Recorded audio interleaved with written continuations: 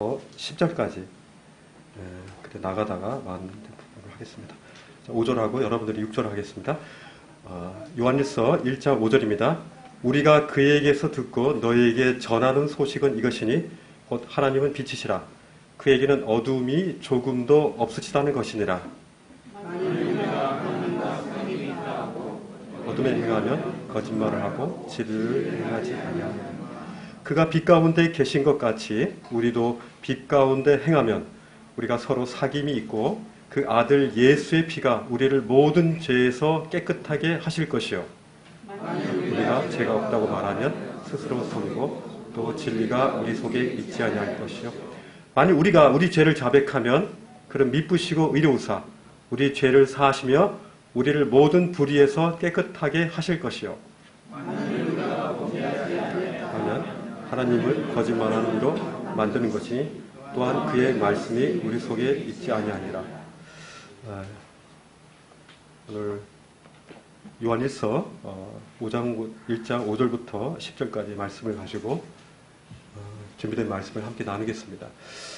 아까 가을 얘기도 했는데 가을 되면 괜히 이렇게 좀 울적해지기도 하고 이번 해 뭐 했나 그런 생각 들기도 하고 하여튼 저도 한 3주 정도 이렇게 굉장히 좀 아팠어요. 몸이 아파가지고 몸이 아프니까 막 정신을 못 차리겠더라고요. 막 두통이 막 있고 그러다 보니까 이렇게 다른 분들 이렇게 좀 전화도 하고 이렇게 좀 안부도 묻고 그러고 싶은데 저 하나 몸 하나 채기도 벅차더라고요.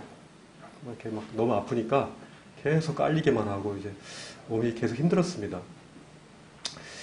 그래서 이제 이번 주에 저희 앞에 조그만 텃밭이 있습니다. 텃밭에 이렇게 다 가보니까 텃밭의 모습이 저희 모습인 거예요. 거의 잡초가 그냥 이렇게 엄청나게 자라고요. 그리고 이렇게 배추를 심으려고 했던 그 밭에는 배추가 심겨져 있지 않고, 그리고 봄에 심었던 이제 고구마를 한 3고랑이가 이렇게 심었는데, 고구마는 안 보이고, 엉겅퀴만 위에 이렇게 잔뜩 있더라고요. 고구마 잎이 어디 갔지? 이렇게 보니까 밑에 이렇게 자랐더라고요.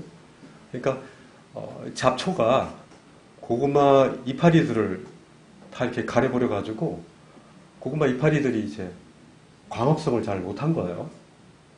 광합성을 못하면은 제가 원래 먹고자 했던 그 열매가 이제 고구마인데 고구마가 이제 잘 안 자랐겠죠.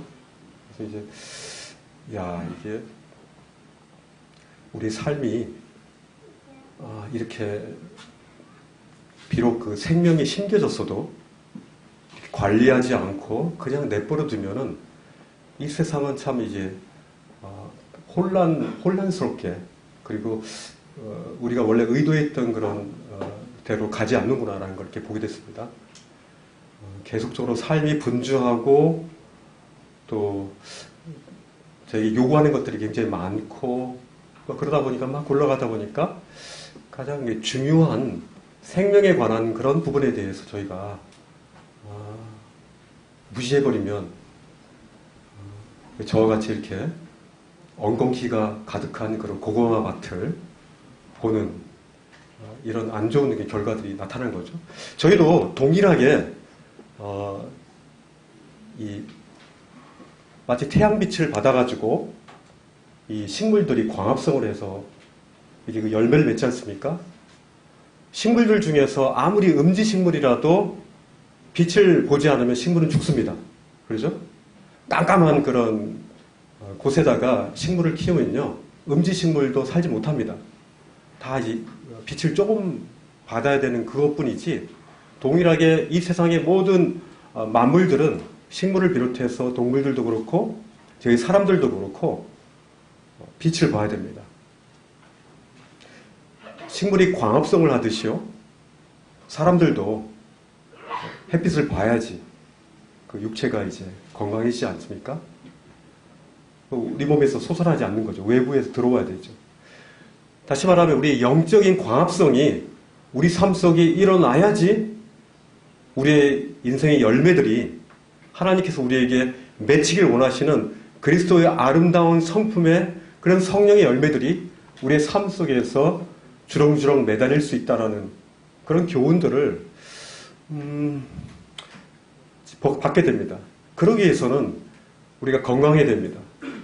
몸이 아프면요 도울 수가 없습니다.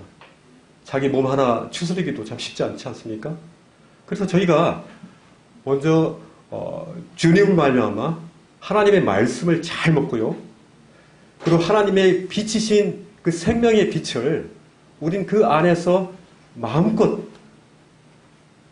주님의 빛을 받아서 우리의 영적인 광합성을 해야 됩니다. 그죠? 그렇지 않으면은 우리 가운데 나타나는 것은 외부에서 들어온 그런 잡초들, 그런 거미들, 그리고 먼지들, 이런 쓰레기들이 저희 영혼과 저희 주변에 점점 쌓이게 되는 거죠. 오늘 말씀을 보시면요. 이 사도 요한은 5절을 통해서 먼저 이제 하나님의 생명의 말씀을 먼저 듣습니다. 그 생명의 말씀은요, 태초부터 있었던 생명의 말씀입니다. 다시 말하면 태초부터 있었던 그 생명의 말씀은 바로 예수 그리스도의 말씀입니다. 예수 그리스도의 말씀을 그가 먼저 받습니다. 초대교회 사도들이 먼저 우리는 직접 보지 못했지만 그들은 예수님과 함께 비린내나는 그런 어촌에서 그들을 소집하고 나서부터 나를 따라오너라. 내가 너로 이제는 물고기가 아니라 이제는 사람을 낚는, 생명을 낚는 그런 사람을 낚는 어부가 되겠다라고 예수님이 말씀하지 않았습니까? 출발한 거죠. 그리고 나서 그들의 여러 가지 시행착오가 있습니다.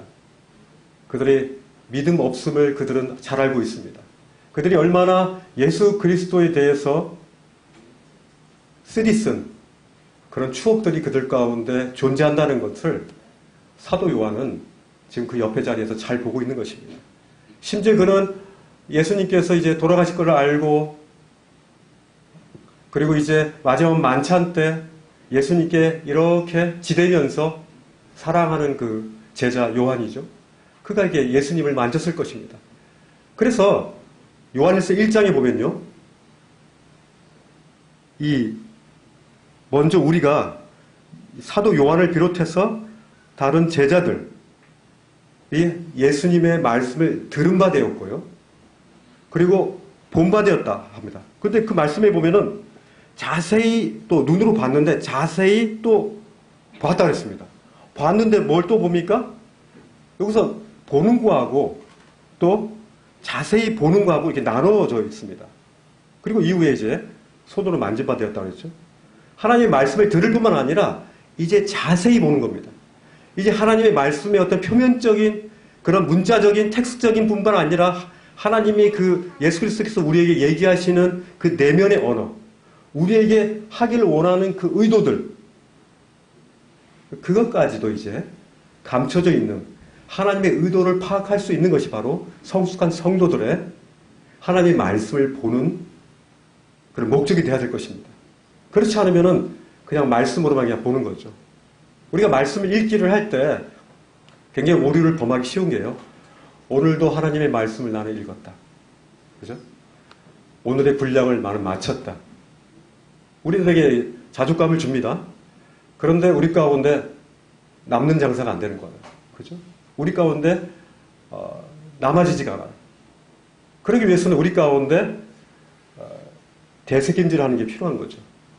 그래서 말씀을 읽을 때 대새김질을 할 수 있는 말씀을 아침에 찾아라. 찾지 않으면은 그날은 그냥 표면적으로 그냥 본 것밖에 되지 않는 거죠. 그러나 요한이 얘기한 것처럼 자세히 보라. 자세히 보다. 자세히 보는 게 필요하다는 거죠. 그래서 자세히 본다는 것은 뭡니까? 그 말씀의 그 언어가 내 안으로 들어와서 말씀 대신 그분의 말씀이 저의 삶에 부딪혀서 어떤 때는 충돌이 되겠죠. 내가 그것들을 원하지 않을 때는. 그럴 때일지라도 내가 복종의 심정으로 바로 길이요 진리되요 진리요 생명 대신 그 선택을 내가 하는 그 의지적인 측면까지도 그 부분이 있다는 거죠. 그래서 자세히 봤다라고 하는 이 사도 요한의 이 말씀을 보고 우리는 한번 좀 아침 말씀을 볼 때 주의해야 될 것 같습니다. 만약에 이 말씀을 자세히 보지 않으면요, 온종일 우리는 본 것으로만 만족해야 되고 하루 종일 그 말씀이 우리와 함께 임재하는 것들을 경험하지 못하겠죠. 그리고 사도 요한은요, 만진바 됐다 그랬어요. 도마가 그의 손가락을 집어넣고 예수님의 그 의심하는 그런 모습을 봤고요.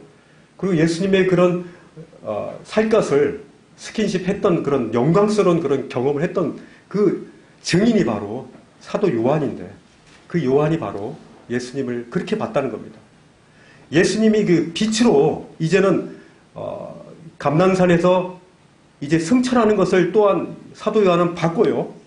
이제 그 이전에 성령께서, 이 보혜사 성령께서 이제 너희들한테 와서 이제 국부적이고 지역적인 그런 영역을 떠나서 이제는 전 세계적으로 무소부재하시는 그런 하나님, 바로 성령님의 그런 놀라운 그런 임재하심을 그리스도, 예수 그리스도를 믿는 성도들에게 그의 가슴에, 그의 영혼 속에 함께 하겠다라는 그리스도의 그 말씀을 이제 믿고 사도 요한은 말씀하고 있는 거죠.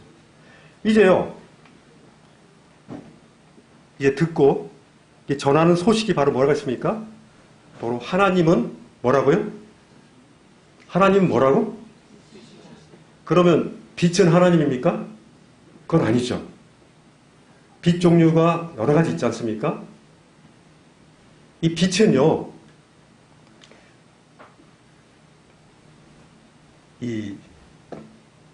참 신기한 게, 제가 그건 뭐죠? 갑자기 생각이 안 나네. 이게 피망이라고 그러나요?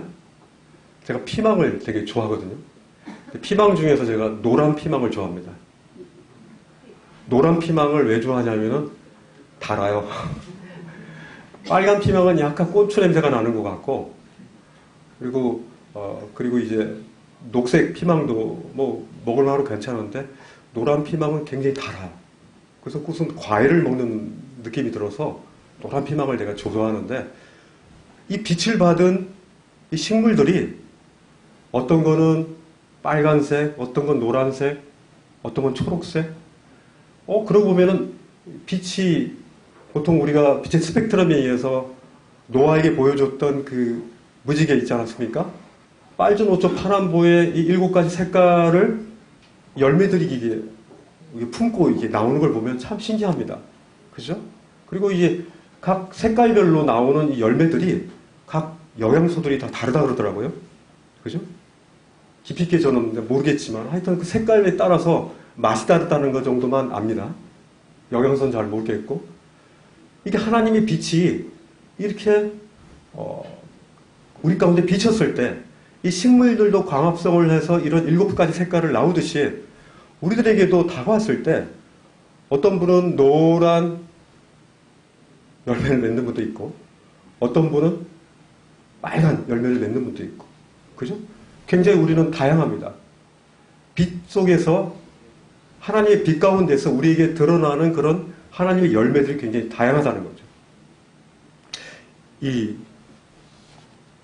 저는요, 이 말씀을 보면서 사도 요한이 왜 하나님을 빛으로 이렇게 표현했을까? 물론 성령님께서 사도 요한에게 말씀으로 하나님은 빛이다라고 이렇게 말씀했기 때문에 표현했겠죠. 근데 저는 하나님의 말씀을 기록될 때 이 저자의 모습과 투영돼서 이 저자의 삶과 함께 하나님 말씀을 이 저자 가운데 영감을 주었다고 생각이 되거든요. 왜 하나님이 이 사도 요한이 왜 하나님을 왜 빛이라고 했을까? 그런 이렇게 좀 그런 생각이 들었어요. 왜 하나님을 꼭 빛이라고 했을까? 그러면서 이제 뭐 성경에 이제 쫙 이렇게 생각나어지는 그런 스토리들이 있었어요. 근데요, 이 방도 그런데요. 이 방이 이제 이 창들이 있지 않습니까? 이게 이제 두터운 이제 뭐 빛이 들어오지 않는 그런 커튼을 이제 다 감췄어요. 다 이렇게 내렸습니다. 그리고 불을 딱 끕니다. 그러면요, 우리는 볼 수 있습니까? 아무것도 볼 수가 없습니다. 빛이 없으면요, 우리 몸에 아무리 눈이 있어도 우리는 아무것도 볼 수가 없어요. 깜깜한 가운데에서 비록 공간이 존재하고 우리란 존재가 존재하지만 우리 몸이 기능을 할 수가 없어요. 천천히 말이에요. 이 태양이 만약에 빛이 만약에 없다면은 이 세상은 곧 멸망할 겁니다. 그죠? 바다도요, 이 빛을 받아가지고 이 플랑크톤이 생겨가지고 거기에 물고기들이 생기고 또 이 땅에서의 동식물도 다 마찬가지고요. 하나님께서 그렇게 만드신 겁니다. 그래서 창세기를 보면요, 아주 주일학교 때 했던 그 제일 쉬운 질문을 하나 하겠습니다. 하나님이 6일 동안의 창조 중에서 가장 처음 만든 것은 무엇일까요? 졸리니까 이제 한번 좀 질문 좀 하겠습니다. 뭡니까? 빛입니다. 하나님이 빛이 있으라 하셨죠. 그죠? 그 빛이 있으라 하니까 어떻게 됐죠? 빛이 생겼습니다. 근데 이 빛은요, 이 4일째 되던 날에 하나님께서 우리가 알고 있는 빛을 만드셨어요. 그렇지 않습니까? 4일째 이 해와 달과 큰 광명과 작은 광명과 별들을 만드셨습니다. 그러면은 이 빛은 뭐냐 이거죠. 그 빛은 분명히 4일째 만들었던 해와 해가 만들어지는 그 빛, 달이 만드는 빛, 다른 해를 반사시키죠. 그리고 별이 만드는 이 빛과 분명히 다른 겁니다. 그 생각이 안 들었습니까? 저 이렇게 말씀을 보면서 참 이게 재밌다 이런 생각이 들었거든요. 근데 이제 또 하나 질문을 한번 더 해보겠습니다. 하나님이 빛을 만드셨는데 하나님이 어둠을 만드셨을까요? 만들지 않으셨을까요?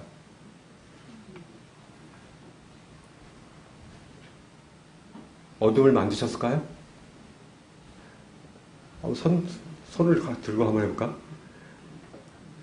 어둠을 하나님이 만드셨다고 생각하시는 분 손 들어보실래요? 어둠을 안 만드셨다.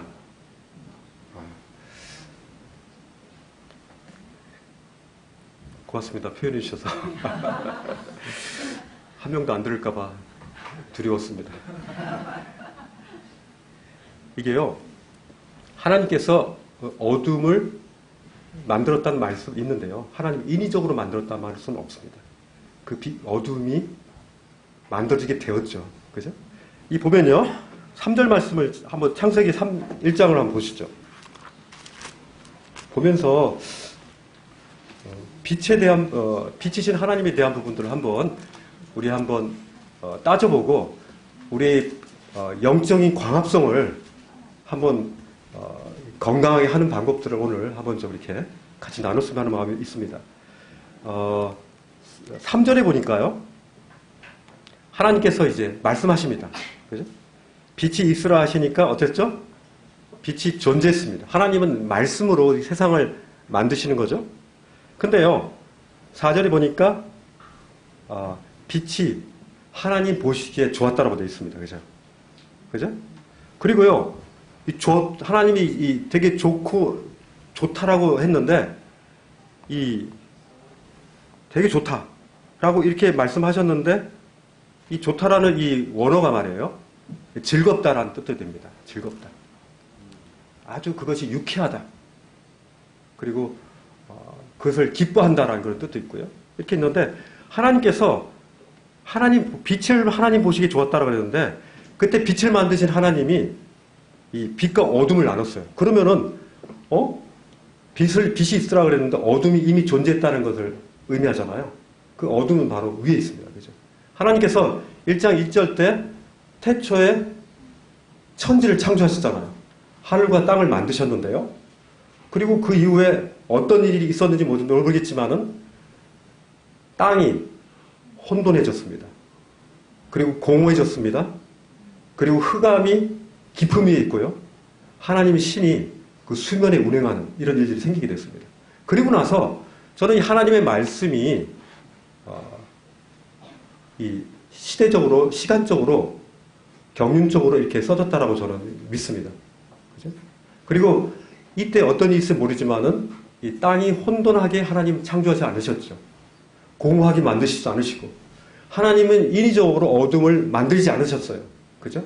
바로 이것은 바로 뭐 간극 이론이기도 하고 간극 이론이라고도 뭐 하는데 어쨌든 이때 여러 성경 말씀을 보면은 바로 하나님 만드신 천사들의 그런 타락에 대한 부분들을 말씀한다라고 저는 여겨집니다.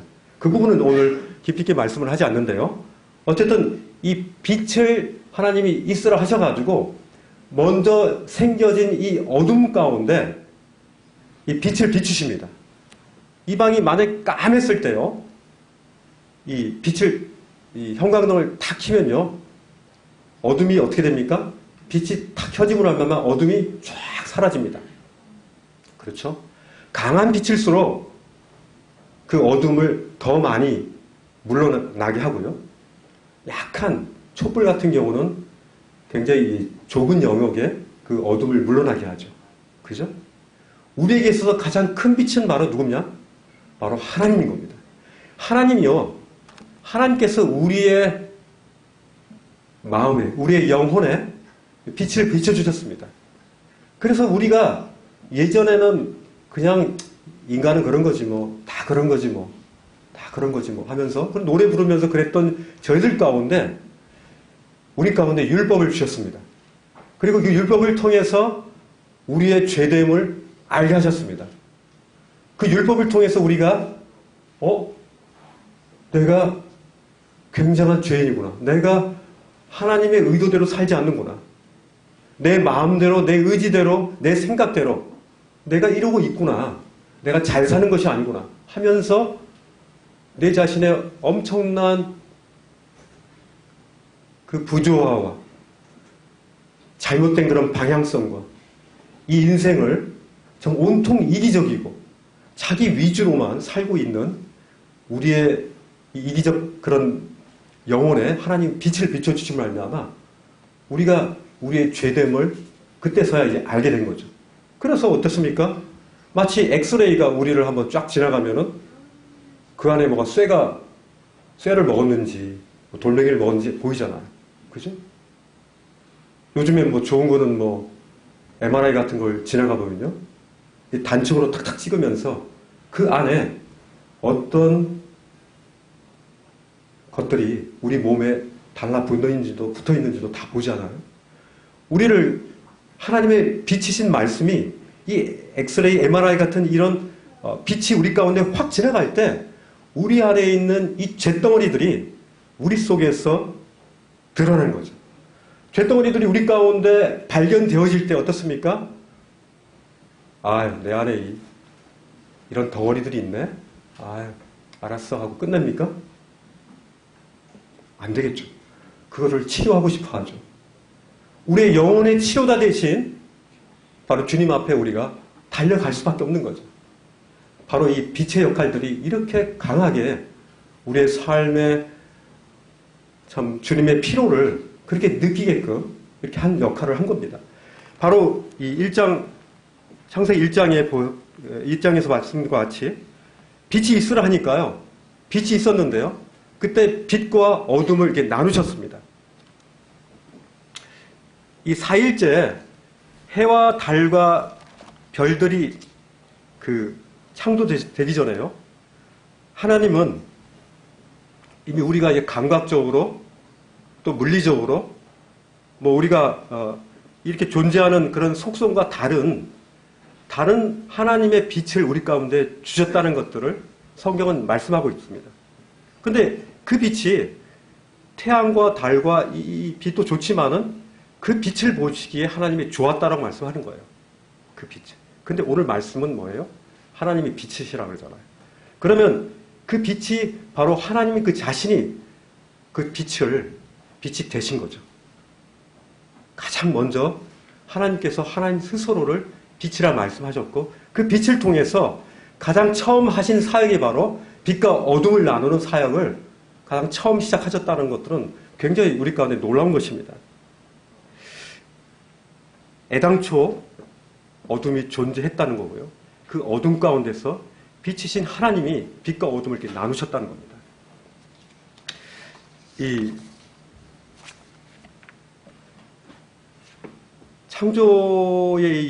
창세기의 이 창조의 사건들을 6일 동안 창조하고 또 에덴 동산에 있었던 일들, 이런 이제 일들을 이렇게 쭉 볼 때요. 우리는 이렇게 굉장히 관점이 필요한데요.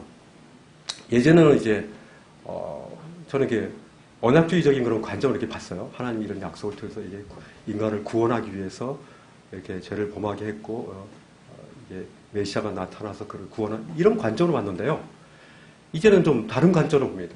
이게 영원부터 영혼까지 관점이라고 할까요? 그 에릭 사우어 그 책을 보시면 영원부터 영혼까지라는 책이 있지 않습니까? 그 책을 봤을 때도 제가 그런 영감을 좀 많이 받았는데, 바로 이 말씀을 볼 때 영원부터 영혼까지의 관점, 우리 인간에게 시간이라는 차원이 바로 태초에 하나님이 이 천지를 창조하신다고 하면서 이 시간의 관점을 하나님께서 우리에게 얘기하셨잖아요. 근데 시간의 관점을 뛰어넘어서 바로 영혼이라는 관점은요, 시간의 관점이 아닙니다. 그죠? 영혼은요, 우리 형제님들이 많이 말씀하지, 관계의 관점입니다. 그죠? 우리가 하나님과의 그 생명의 관계에서의 이 관점을 보는데요. 우리가 영혼 전부터 영혼까지 이 관점으로 이 말씀을 볼 때, 이 하나님의 이 창세기에서의 이 만드신 이 창조는 과연 완벽한 것일까요? 하나님이 만드신 이 에덴 동산이 완벽했습니까? 이미 그 에덴 동산을 만들기 이전에 어둠이 있었잖아요. 그리고 어둠의 세력인 그 사단 마귀가 뱀에게로 들어가잖아요. 이렇게 어둠의 세력들이 이미 흩어지고 이 지구의 대기권으로 떨어지는 이런 일들이 있었던 그런 환경이 있었던 그런 창조였다는 거예요. 그렇잖아요. 근데요, 이 영혼부터 영혼까지의 관점을 보면요, 이제 계시록의 말씀을 보면 이런 말씀들이 많이 있는데요. 이제 영원전에 이제 최초에 하나님 말씀이 계셨고 이제 인간을 창조하셨고, 계시록 21장을 보면요, 이런 말씀이 있습니다. 이 21장 1절에 보면요, 내가 새 하늘과 21장 1절입니다. 내가 새 하늘과 새 땅을 보니 처음 하늘과 처음 땅이 어떻게 됐다고요? 없어졌다고 했어요. 내가 새 하늘과 새 땅을 이렇게 보는데, 새 하늘과 새 땅이 이제 이루어졌습니다. 우리 천년왕국이 끝나고 이제 새 하늘과 새 땅으로 들어갔는데, 새 하늘과 새 땅이 있는데 거기에 어떻게 해요? 없어진 거예요. 처음 하늘과 태초의 천지가 없어지는 장면이 나옵니다. 그죠? 그리고 바다도 다시 있지 않더라고 말씀합니다. 이 말씀을 통해서 하나님께서 창조한 창세기에서 창조한 처음 하늘과 처음 땅이 이게 없어지는, 곧 없어질, 마치 우리가 건물을 지을 때 결국은 뭐 100년, 200년, 300년 지나면은 세멘트로 지은 것은 막 허물어지고 막 구멍이 나고 막 그러지 않습니까? 보수하지 않으면. 그것처럼 이 없어질 땅이라는 거죠. 없어질 하늘이라는 거예요. 이 계시록 21장 계속 보면요, 23절에 보면은 새 하늘과 새 땅에는요 특징이 있는데, 해와 달이 필요 없답니다. 해와 달이 필요 없고, 왜냐하면 하나님의 영광이 그 새 하늘과 새 땅의 그 도시를 비추기 때문에, 바로 그 빛. 그 빛이 바로 3절에 들렸던 그 빛. 비슷하다고 생각하지 않으십니까? 왜냐하면 이 네 번째 날 만든 해와 달, 그리고 별 이런 것들은 다 없어지지만은 바로 3절에 나왔던 빛이 있으라 하는 그 빛을 바로 새하늘과 새 땅에서 하나님은 비추시고 있다는 거죠. 계시록 22장 5절에도요. 계속 그런 말씀이 있습니다. 거기에는 밤이 없겠고 등잔불이나 햇빛이 필요 없으니 이는 주 하나님께서 그들에게 빛을 주시기 때문입니다. 그 빛. 바로 그 빛이 바로 하나님의 빛이신 겁니다. 이 하나님은요. 어둠을 의도적으로 만들지 않으셨어요. 그죠? 하나님은 의도적으로 그 죄악됨을 만드시지 않았어요. 하나님이 왜 죄악을 존재하게 했냐? 하나님 존재하게 한 게 아니죠. 그죠? 그를 인간에게 주신 그 자유로운 그 의지를 가지고 인간이 그 어둠을 만들게 되었고, 그리고 하나님을 거역한 그 천사들이, 그 타락한 천사들이 어둠을 만들게 되었고, 그죠? 그리고 이제 죄악들을 만들게 된 거 아닙니까? 저는요, 아담과 하와가 이 선악과를 따먹으로 말미암아 이 여실히 드러난 인간의 죄악성들을 결국은 어둠이 존재하고 있다는 그 사실은 바로 그들로 하여금 죄악을 범할 수 있는 그런 확률이 있다는 것들을 존재하게 하는 거죠. 지금도 마찬가지입니다. 지금도 우리 가운데 우리가 죄를 저지르지 않습니까? 있잖아요. 그죠? 이 복음의 빛 가운데 우리가 있을 때 지난번 한 형제님 말씀하신 것처럼 우리가 점점 날이 가면 갈수록 괜찮은 사람이라고 생각했는데 처음에는 막 주님의 놀라운 이 복음의 빛으로 말미암아 그냥 온 세상이 다 천사처럼 보이고 자기 자신도 그렇겠죠? 점점 더 자기 자신이 제가 그랬는데요. 저는 구원받기 전에 제 죄악의 실상보다도 구원받고 나서 제가 얼마나 정말 못됐다. 그걸 지금 알게 됐거든요. 그래서 저는 구원받은 이후에 제가 얼마나 큰 죄이라는 것들을 알고 있고요. 지금도 여전히 주님의 빛 가운데 주님을 의식하지 않고 여전히 어둠 속에 있을 때 제가 진리를 분별하지 못하고 세상의 것들을 그냥 널름널름 먹으려고 하는 그런 의도들이 내 안에 여전히 준비하고 있다는 사실들을 보면은 굉장히 끔찍합니다. 그래서 주님은 선 줄 알면 넘어질 줄 알으라 그러고요. 오히려 주님의 그 광명의 빛 가운데 있을 때 내가 얼마나 괴물 같은 그런 존재이라는 것들을 이 말씀을 통해서, 아니 실상을 통해서, 현실의 모습을 통해서 이제 볼 수 있다는 거죠.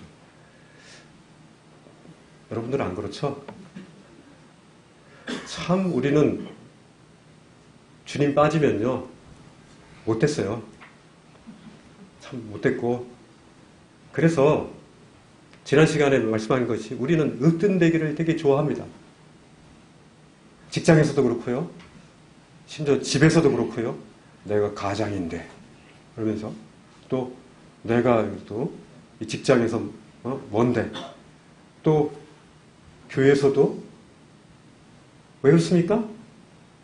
그리스도의 빛 가운데서 자기 자신의 모습을 처절하게 비춰보지 않기 때문에 비춰진 자신의 모습을 보면 어느덧 솟아 올라와 있는 죄의 종기들이 있는 거예요. 우리는 이 죄에 노출되어 있습니다. 우리가 육체와 이 연약한 이 마음들이 있지 않습니까? 이런 것들이 이 공기 가운데서 이미 노출되어 있는 거죠. 그런 가운데서 우리는 근신하지 않고 조심하지 않고 그것들에 대해서 잘난 체하고 그러면요 바로 우리는 바로 그냥 넘어져 버리는 것들을 이렇게 보게 됩니다.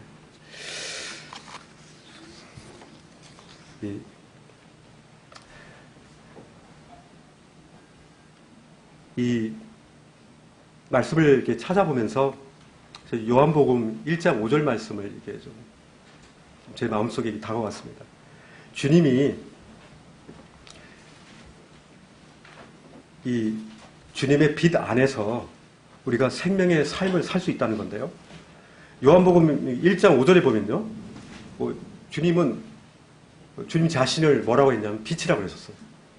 오늘 말씀하고 똑같죠? 근데 빛이 어둠에 비춰졌다 그랬습니다. 근데 어둠이 어땠다고요? 깨닫지 못하더라고요. 빛이 어둠에 임했는데 그 어둠이 깨닫지 못하더라. 이건 빛과 어둠의 문제가 아니라 이런 어떤 물리적인 그런 것들끼리의 어떤 문제가 아니라 이거는 이 생명을 갖고 있는 영혼을 갖고 있는 우리 사람과 사람과 하나님, 사람과 천사들의 관계되어진 문제라는 것들을 보게 되는 거죠. 그죠? 이 빛이신 예수 그리스도의 그 빛이 이 세상에 어둠에 비쳤는데 이 세상은 깨닫지 못하고 있다라고 예수님이 표현하고 계시는 거예요. 6절 말씀을 보면요. 어둠에서도 이런 질문을 또 하나 하고 싶은데요. 한번 이 질문을 한번 받아보세요. 이가 어둠에서 우리가 어둠 가운데 있어요 지금요. 근데 어둠 가운데서도 하나님과의 사귐을 유지하는 비결 혹시 아세요? 어둠 속에서도 하나님 관계를 계속 유지하는 비결. 질문이 좀 어렵습니까? 어둠 가운데 안 임해 보셨나 보다. 어둠 속에서도 하나님과 계속 관계를 유지할 수 있는 어떤 비결이 있나요?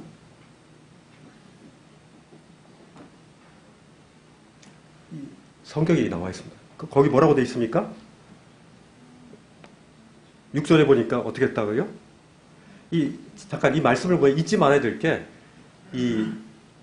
사도 요한은 지금, 우리라 그랬잖아요. 그리고 너희에게 이것을 전한다 그랬잖아요. 다시 말하면 이것은 세상 사람들이 아직 이 그리스도의 빛, 하나님의 빛을, 비친 바 되지 않았던 그런 사람들에게 얘기하는 것이 아니에요. 교회에게 얘기하는 겁니다. 교회에게. 그죠? 이 교회 가운데 들어와 있는 이 영지주의적인 그런, 거에 영향을 받은 사람들. 그래서 이 교회가 막, 그리스도가, 예수님은 존재하셨지만은, 그러나 홀로그램처럼 하나님의, 영이 이렇게 그 가운데 임했다가, 그가 십자가에 못 박힐 때, 그리고 죽었을 때, 하나님이 다시 이제 올라가셨고, 부활은 없다.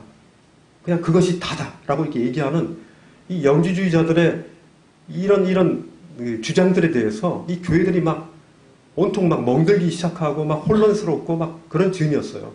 왜냐하면 그것들이 제가 이렇게 얘기하지만 얼마나 이게 탐스럽게 그들이 다가왔겠습니까? 얼마나 그럴싸하게 과학적으로 논리적으로 합리적으로 그들에게 다가왔겠어요. 그럴 즈음에 이게 지금 하고 있는 이 말씀이거든요. 이게 이 말씀의 수신자는 바로 성도들이라는 거예요. 이 하나님과의 사귐을 어둠 속에서도 과연 가질 수 있느냐? 이 말씀을 뭐라고 합니까? 그렇게 어둠 속에서도 하나님과 사귐이 있다라고 얘기하는 것은 뭐랍니까? 거짓말이라는 거예요. 거짓말. 거짓말이 뭡니까? 사실이 아니라는 거죠.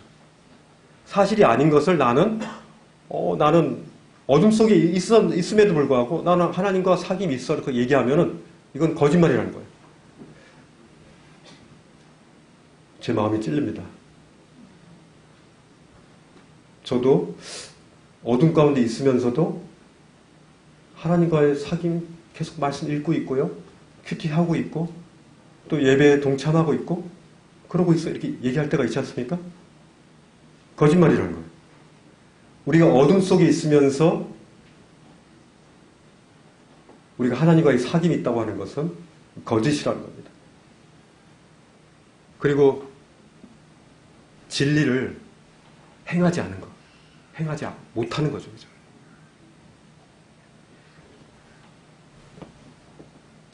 (21세기) 저희에게도 이 초대교회에 있었던 이 영지주의자들만큼 영지주의자들이 주장하는 이 예수님과 이 그리스도를 분리하고 예수님이 다시 부활하지 않으셨다라고 하는 이 부활의 이 진리를 거부해보는, 그래서 논리적이고 합리적인 걸 헬레니즘의 그런 괜찮은 그런 철학들이 우리 가운데 들어오고, 그리고 이 사회의 정치적이고 경제적이고 우리 가운데 관여해야 될 그런 많은 것들에 대해서 오히려 그런 것들에 사회 참여적인 그런 일들에 우리의 마음이 가야 되지 않겠느냐 하면서 우리 가운데 정의감을 요구하는 이 세상의 이 요구들, 이런 것들을 더 생각하는 그런 부분들이 그 당시에도 있었고요. 지금도 여전히 우리 가운데 있다는 겁니다. 영지주의자들의 주장하는 그것 못지않게요. 지금 여전히 우리들 가운데에도 우리들 하여금 빛 가운데 있지 않게 하고 빛 가운데서 행하지 못하게 하는 이런 상황들이 우리 가운데 있다는 겁니다. 최근에 하나님의 사랑에 정말 감동되어서 이 주님을 이렇게 높이 찬양한 적이 최근에 혹시 없으셨던 그런 분들 계십니까? 없죠? 다 마음 가운데 이 마음 가운데 주님으로 말미암아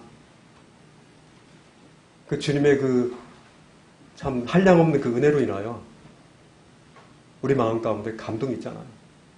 이 감동은요, 사실 날씨만 이상해지면, 오늘 좀 약간 예배가 좀 조용해졌는데, 그리고 우리 몸이 좀 아프거나 날씨나 또 가족들 간의 그런 관계가 나쁘거나 아침에 막 신나게 그냥 막 부부싸움 했다거나 애들하고 또 그냥 막 하고 오면은 예배가 드려집니까? 오늘 그러고 오셨죠?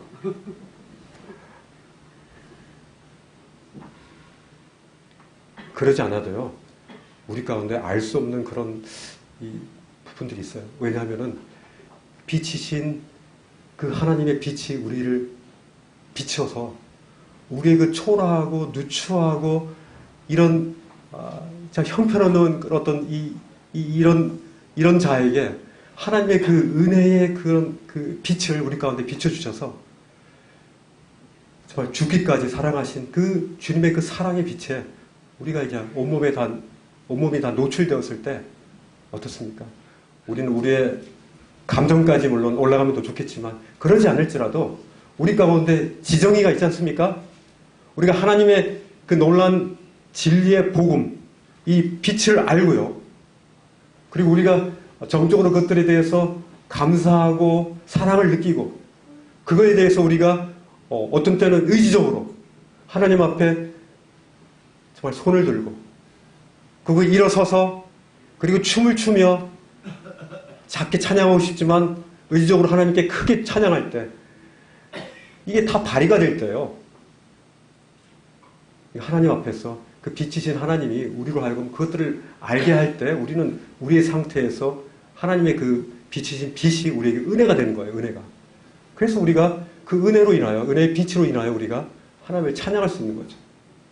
그래서 우리의 감정에 너무 연연해 하지 마시고요. 우리의 경험에 너무 연연해 하지 말고 어제 선자가 오늘 넘어지는 거고요. 어제 나의 승리가 오늘의 승리를 보장하지 않습니다. 그죠? 그렇기 때문에 지금 현재의 하나님, 지금 나에게 비춰주시는 그 은혜의 그 빛에 내가 영적인 광합성을 하는 겁니다. 주님, 그 은혜의 빛 제가 노출합니다. 주님이 저에게 비춰주시는 그 빛을 따라서 제가 바로 주님의 길을 걷고 싶습니다. 그리고 걷고 있습니다. 그리고 그 길을 갈 것입니다. 주님의 생명의 그 길, 그 진리의 길을 저는 걸을 것입니다. 이렇게 지정의가 다 우리가 발휘된 그런 결단들이 우리 마음속에 절로 일어나는 거죠. 왜? 우리의 빛이 우리 가운데 싹 비춰지기 때문에. 여러분들 이제 막 이렇게 있다가 지금은 이제 빛이 없지만은 이게 구름에 가려져 있지만은 햇빛이 딱 비쳤을 때 그때 실내에서 밖에 나갔을 때 쫙 비춰지는 그 햇빛 가운데 그 노출된 그 빛의 그 느낌이 얼마나 좋습니까? 그죠? 그것처럼 우리가 하나님의 말씀을 볼 때 그렇게 우리 하나님 말씀에 우리를 쐬야 되는 거죠. 이렇게. 이 최근에 이 복음의 빛에 쓰이지 않은, 이렇게 광합성을 하지 않으셨던 그런 분들은 이후의 시간에 많이 하시기 바랍니다. 그럴 때 우리 가운데 나타나는 결과들이 뭡니까? 이 주님과의 관계가 사무칩니다. 그리고 주님이 우리 마음속에 이 감정을 또 건드려요. 그리고 우리 의지를 건듭니다. 그리고 주님을 더 알고 싶어하는 그런 마음이 생겨요. 주님을 더 알면 알수록 우리의 믿음이 더욱더 강건해지고 두터워지고 누적되는 겁니다. 그때 이제는 흔들리지 않는 반석과 같은 그런 주님이 우리 가운데 계시다는 사실들을 확증하게 되고요. 그로 말미암아 이런 놀라운 주님이 내 주변에 나의 가족, 나의 사랑하는 형제자매, 그리고 내 주변에 있는 그 동료들에게 이 빛을 마치 달이, 별이 그 태양빛을 반사시키듯이 반사시키는 겁니다. 나는 빛이 아니지만 그 주님의 빛을 쬐게 하는 거예요. 그것이 바로 우리가 이 땅 가운데 존재해야 하는 굉장히 큰 이유일 것입니다. 우리는 하나님의 깃발이라고 했습니다. 하나님의 편지라고 그랬고요. 하나님의 놀라운 빛입니다. 반사시키는 반사경이 될 수 있습니다. 제가 태양광을 좀 공부 좀 했었는데요. 태양광은요, 빛 에너지를 전기 에너지로 바꿉니다. 희한합니다.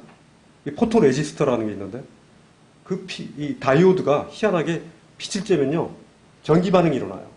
그래서 전기가 나와요. 우리 집에 있는 이 전기들 있잖아요? 이제 굉장히 싸졌습니다.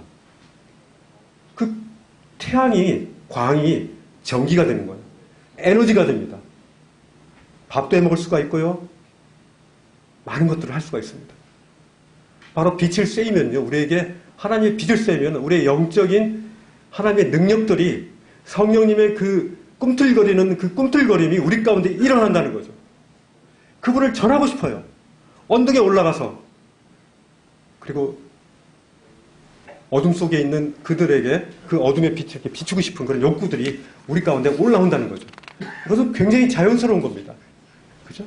마치 식물이 빛을 받으면 절로 광합성을 하듯이, 절로 포도나무가 광합성을 내서 열매가 되듯이 바로 그렇게 되는 거죠. 시간이 많이 됐네요. 갈라디아서 5장 13절을 한번 보겠습니다. 저는 이제 1장 7절에 빛 가운데 행하라라는 이 말씀이 하나님의 거룩한 빛을 드러내는 그런 것에 사용하라. 그리고 하나님의 이 거룩한 빛을 드러낼 수 있는 그런 형제자매들에게 또 이렇게 서로 종로로 타라 이렇게 된 거죠. 갈라디아 5장 14절 같이 읽어보겠습니다. 형제들아, 너희가 자유를 위하여 부르심을 입었으나 그러나 그 자유로 육체의 길을 삼지 말고 오직 사랑으로 서로 종로로 타라. 우리가요, 이 빛을 받았을 때요, 우리 가운데 하나님의 거룩한 빛을 드러내고 싶어 합니다. 그때요, 어떤 모습으로 드러나면 이렇게 종로로 드러나면 종로로서. 흥미롭지 않습니까? 우리 성도의 자유는요, 빛 가운데 행할 자유는 있지만 어둠 속에 행할 자유는 없습니다. 우리에게 있는 이 자유는요, 그리스도가 생명을 내어주시기까지 하면서 우리에게 주신 이 자유입니다. 그렇기 때문에 우리가 어둠 속에 우리를 건지신 그 그리스도의 그 은혜를 바라보게 될 때 우리가 다시 그 어둠 속으로 들어가서 그 어둠 속에서 행할 자유가 우리 가운데 없다는 겁니다. 그렇지 않습니까? 여러분들은 어둠 속에 행할 자유가 없습니다. 여러분들은 빛 가운데에서 행할 자유만 있을 뿐이에요. 왜냐하면 주님이 우리 가운데 주신 이 자유의 대가가 엄청난 것이기 때문에 그렇습니다.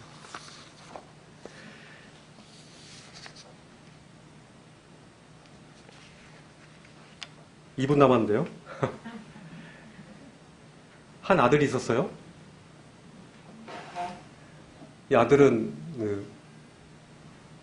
구원받는데 굉장히 힘들었습니다. 굉장히 어렸을 때부터 복음을 많이 들었지만 구원받기가 쉽지 않았어요. 근데 이 친구가 이제 이 아들이 구원을 받고 나서 굉장히 좋았습니다. 근데 어느 날 이 아들이 그 아버지가 제일 싫어하는 게임방을 이제 가기 시작하겠습니다. 그 게임방에 상습적으로 갔어요. 아버지는 알았어요.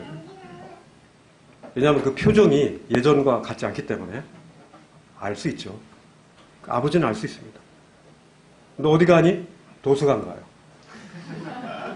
근데 왠지 당당하지 않습니다. 증거를 잡기 위해서 아버지가 출동합니다. 동네 PC방을 다 뒤집니다.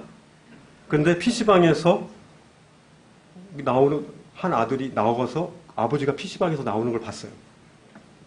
그리고 그 아들은 빛의 속도로 피합니다. 아들은 그때 알게 됩니다.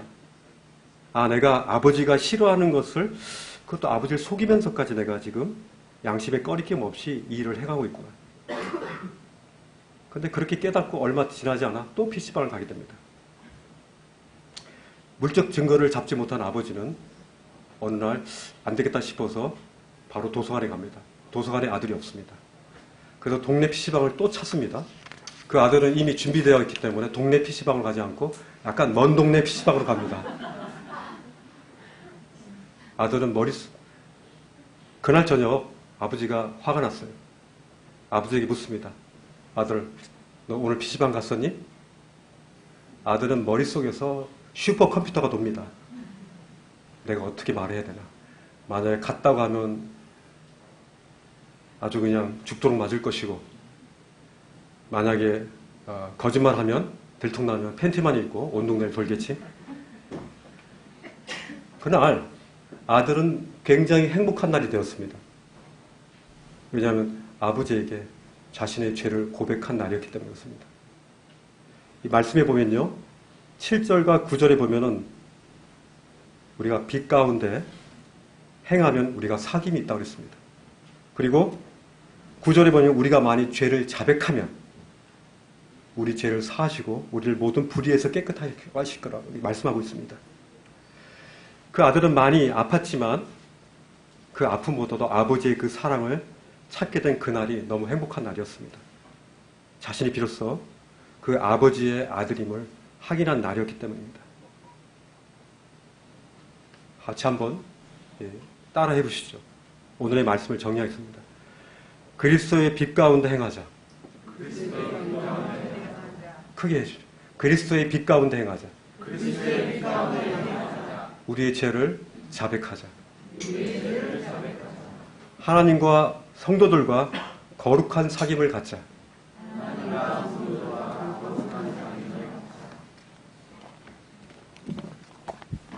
기도하겠습니다. 하나님 감사합니다. 오늘 빛이신 하나님이 우리 가운데 비춰졌을 때 우리가 그 빛 가운데 행할 수 있음에 대해서 감사드립니다. 시시로 우리 가운데 몰려